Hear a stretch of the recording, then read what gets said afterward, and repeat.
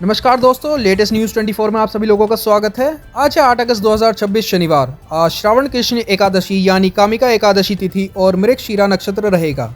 बात करें आज के कुछ खास इवेंट्स की तो हर साल आज के दिन अंतर्राष्ट्रीय बिल्ली दिवस मनाया जाता है। साल 2002 में शुरू हुए इस दिन का मुख्य उद्देश्य बिल्लियों के संरक्षण, उनकी सुरक्षा और उन्हें गोद लेने की प्रति लोगों को जागरूक करना है। अब बात करते हैं आज की कुछ बड़ी खबरों की।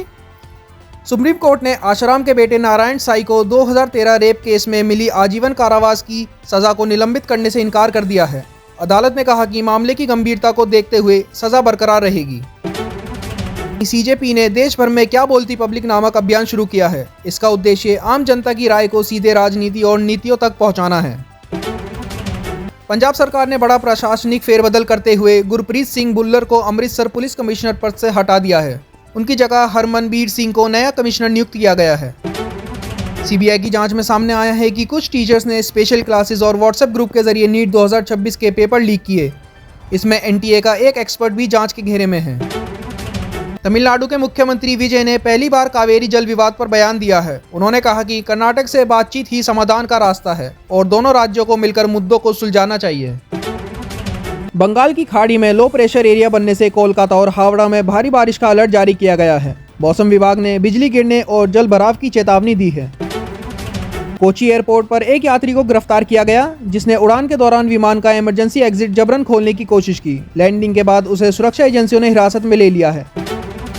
सुप्रीम कोर्ट ने बोफोर्स केस को पूरी तरीके से बंद कर दिया है। अदालत ने 2005 में हिंदुजा भाइयों को मिली बरी के खिलाफ दायर अंतिम याचिका को खारिज कर दिया। इस फैसले के साथ दशकों से चल रहा बोफोर्स विवाद कानूनी रूप से समाप्त हो गया है।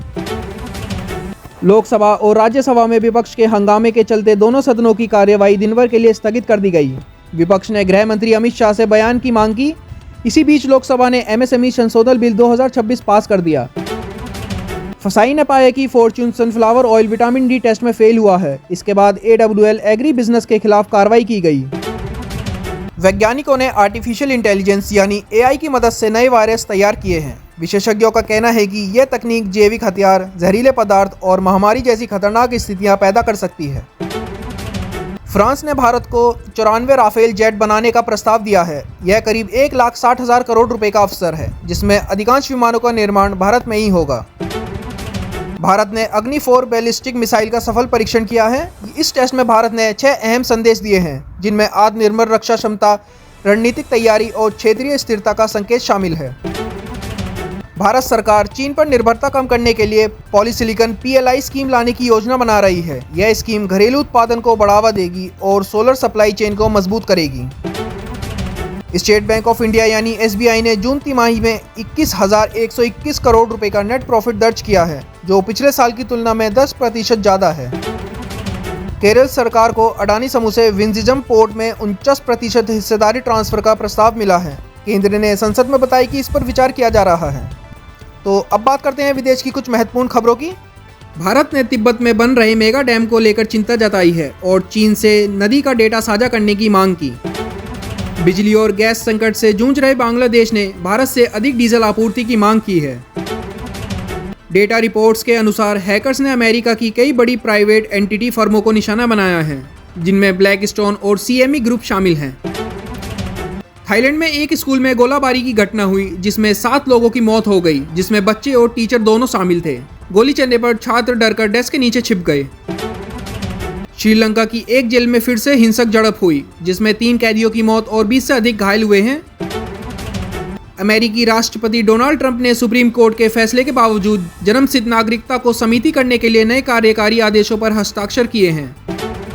रिपोर्ट्स के मुताबिक राष्ट्रपति डोनाल्ड ट्रंप ने रक्षा सलाहकार से गोला बारूद की कमी को लेकर तीखी बहस की। अमेरिकी अदालत ने मेटा यानी फेसबुक को किशोरों के मानसिक स्वास्थ्य फंड के लिए $567 मिलियन का भुगतान करने का आदेश दिया है। अमेरिका ने विदेशी फंड्स के नियम को लेकर नए कानून पर विचार शुरू किया है। चीन में AI बूम के बीच OpenAI ने GPT 5.6 लूना को फ्री यूजर्स के लिए जारी किया है। इसमें अनलिमिटेड टेक्स्ट चैट की सुविधा दी गई है। तो चलिए दोस्तों, देखते हैं कुछ खेल जगत और मनोरंजन से जुड़ी खबरें। भारत की एरिया पांगबम ने एशिया एरोबिक जिम्नास्टिक चैंपियनशिप में सीनियर महिला वर्ग का गोल्ड मेडल जीतकर इतिहास रच दिया है।